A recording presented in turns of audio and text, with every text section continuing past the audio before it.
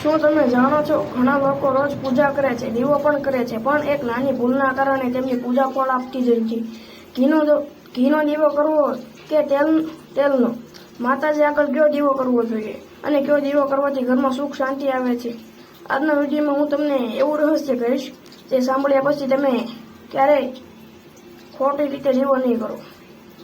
સૌથી પહેલા સમજીએ દીવો શું છે. દીવો માત્ર એક પ્રકાશ નથી. દીવો એટલે અંધકારમાંથી પ્રકાશ તરફનો માર્ગ. જ્યારે આપણે દીવો પ્રગટાવીએ છીએ ત્યારે આપણે ભગવાનને કહેતા હોઈએ છીએ કે હે ભગવાન,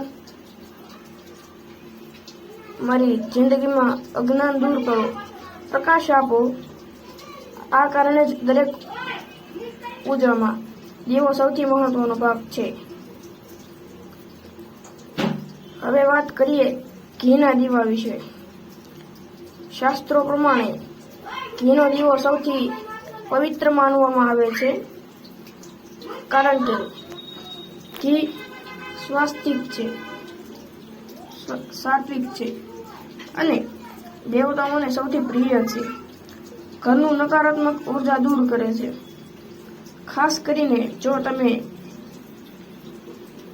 માતાજીની પૂજા કરો છો તો ઘીનો દીવો જરૂર કરવો જ જોઈએ.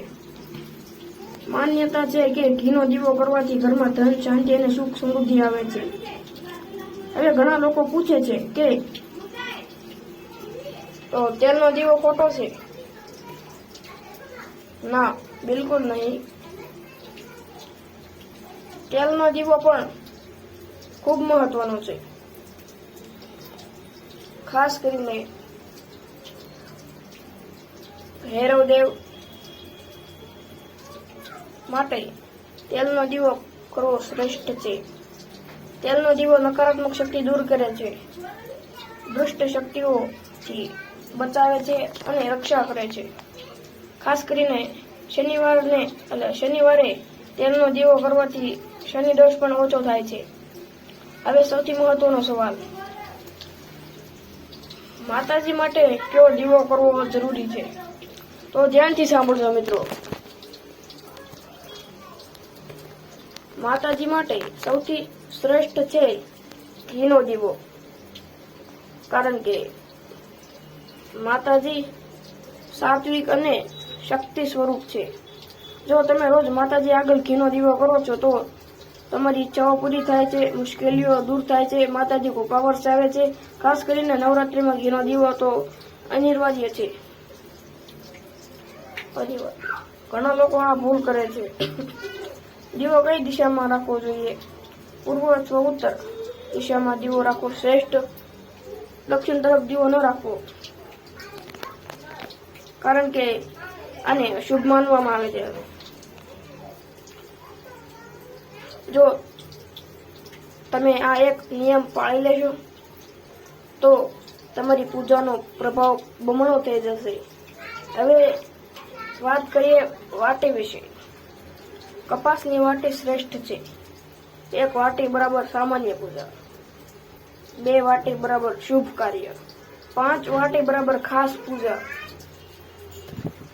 માતાજી માટે ઘણી વખત 2 અથવા 5 વાટીનો દીવો કરવો શુભ માનવામાં આવે છે. સવારે અને સાંજે દીવો કરવો સૌથી શ્રેષ્ઠ. સવારે પવિત્રતા, સાંજે નકારાત્મક દૂર કરવા માટે. સાંજનો દીવો તો ક્યારેય છોડવો જ નહીં. આને ખૂબ જ શક્તિશાળી માનવામાં આવે છે. હવે એક એવી વાત કહું છું મિત્રો, તે બહુ ઓછા લોકો જાણે છે કે જો તમે રોજ ઘીનો દીવો માતાજી આગળ કરો છો અને દિલથી પ્રાર્થના કરો છો તો તમારી જીવનમાં ચમત્કારિક બદલાવ આવે છે. ઘણા લોકોનો અનુભવ છે કે અટકેલા કામ શરૂ થઈ જાય છે, પૈસાની તંગી દૂર થાય છે, મનની શાંતિ મળે છે. આ છે દીવાના શક્તિ. તો ભાઈઓ અને બહેનો, હવે તમે સમજી ગયા હશો કે ઘીનો દીવો કે તેલનો દીવો ક્યારે કરવો. જો તમને આ માહિતી ગમી હોય તો વિડીયોને લાઈક કરો, શેર કરો ને અને કોમેન્ટમાં લખો જય માતાજી. અને આવો જ આધ્યાત્મિક જ્ઞાન માટે અમારી ચેનલને ભક્તિ સાગર ચેનલને સબસ્ક્રાઇબ કરવાનું ભૂલશો નહીં. જય માતાજી, જય મેલડીમાં.